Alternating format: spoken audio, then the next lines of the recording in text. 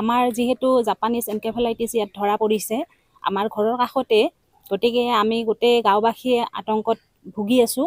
আজি medical team আহিছিল, তেওঁলোকে সজাগতাৰ কাৰণে আমাক এখন তাতে মিটিং আহ্বান কৰিছিল, তাতে গ'লোঁ। তেওঁলোকে অলপ জনাইছে মানে মহে কামুৰিলে কি কৰিব লাগিব নালাগিব বা মহৰ পৰা পৰিত্ৰাণ পাবৰ কাৰণে আমি ঘৰতে ধোঁৱা দিব লাগিব, কি দিব লাগিব এইবিলাক কৈছে।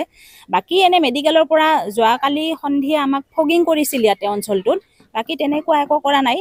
আৰু আমাৰতো দেখিছে আপোনালোকে ড্ৰেইনৰ অৱস্থা কি, তেওঁলোকেতো কৈছে ড্ৰেইনত মহৰ কণী পাৰে বা কি পাৰে। আজি আমাৰ এই ৰাস্তা হ'বৰ পৰা আজি 15 চনতে এই ৰাস্তা হৈছিল, ড্ৰেইন হৈছিল, তেতিয়াৰ পৰা এতিয়ালৈকে আমাৰ কোনো ড্ৰেইনৰ চাফাই হোৱা নাই। আৰু যিবিলাক বৰ্তমান অৱস্থা আপোনালোকেতো নিজে দেখিছে, আৰু যেতিয়া চাফা কৰিব আহে তেতিয়া ৰাস্তাৰ কাষত মানে আৱৰ্জনাবিলাক উঠাই থৈ দিয়ে, লৈ নাযায় তেওঁলোকে। লৈ নোযোৱাৰ ফলত আৰু দুদিন এদিন বৰষুণ অহাৰ লগে লগে আৰু সেইবিলাক গোটেইবিলাক উঠি যায় আৰু ড্ৰেইনতে সোমায়। গতিকে বহুত দুৰ্গন্ধময় পৰিৱেশ, আপোনালোকে নিজে দেখিছে। এটা মানে আমাৰ প্ৰপাৰ টাউনৰ এৰিয়া, আমাৰ 2 নং ৱাৰ্ড ৰাজীৱ ভৱনৰ পিছফালে। আজি যদি এই অৱস্থাত আমি থাকিব লাগে, তেতিয়াহ'লে আমাৰ নিচিনা দুৰ্ভাগ্যজনক আৰু কোনো নাই। আৰু এতিয়া আমি ইমান আতংকত আছোঁ।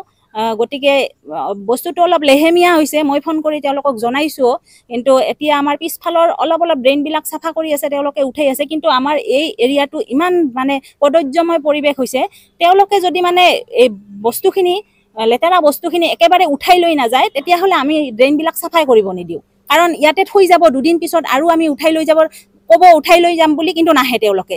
কি বহুত সংখ্যকটো আমাৰ ইটো চাইডততো অহাই নাই, জাষ্ট আমাৰ পিছফালৰ ড্ৰেইনটোহে আৰম্ভ কৰিছে কাম, এতিয়ালৈকে ইটো চাইডত অহা নাই। আহিলে কি পৰ্যায় হয়, কেনেকুৱাকৈ কৰে, এইটো পিছত দেখা পাম। তেওঁলোকক জনাইছোঁ যে বস্তুখিনি যাতে উঠাই থৈ নাযায়, তেওঁলোকে যাতে লৈ যায় লগালগ, এইটোৱে বস্তু। আৰু স্প্ৰে কৰিব কৈছোঁ, স্প্ৰে এতিয়ালৈকে কৰা নাই, তেওঁলোকে কৰিম বুলি কৈছে যেনিবা, কিন্তু এতিয়ালৈকে অহা নাই।